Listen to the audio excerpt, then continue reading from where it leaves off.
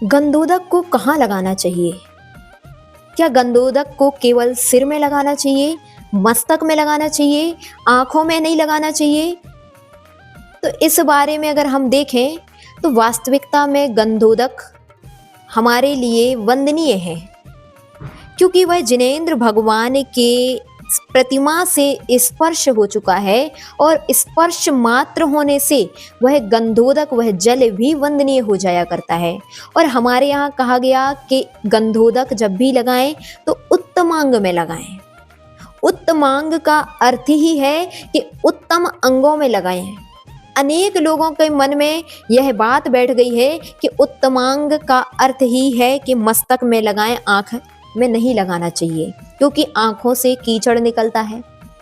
ध्यान रखिए, अगर इस प्रकार के आप तर्क देते हैं तो यह तर्क आपके अनुकूल नहीं है, क्योंकि अगर आप इस प्रकार के तर्क देंगे कि आंखों से कीचड़ निकलता है तो फिर ऐसा भी मानना पड़ेगा कि मस्तक से भी तो पसीना आदि निकलता है, और जब पसीना निकलता है तो यह मस्तक भी शुद्ध नहीं है, यह भी अच्छा स्थान नहीं है, और जब अच्छा स्थान नहीं है तो शरीर के किसी भी स्थान में हम गंधोदक नहीं लगा सकते। इसलिए ध्यान रखिए, हमारे यहाँ गंधोदक को उत्तमांग में लगाने की बात कही, और उत्तमांग का अर्थ ही है नाभि से ऊपर के जितने भी स्थान हैं, जितने भी अंग हैं, उन सभी को उत्तमांग कहा गया है।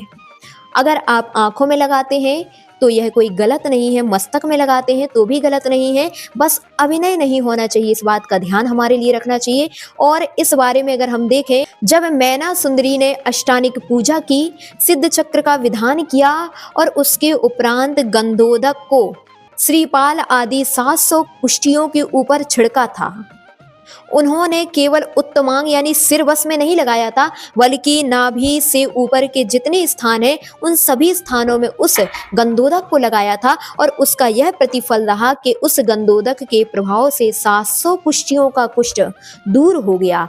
इस बात का ध्यान रखें, कभी इस प्रकार की भ्रांति न रखें। उत्तमांग नाभि से ऊपर के सभी स्थान हैं, अगर इन स्थानों में विनय पूर्वक आप गंधोदक लगाते हैं तो आपके लिए किसी भी प्रकार का पाप का अर्जन नहीं होगा, पुण्य का ही संचय होगा।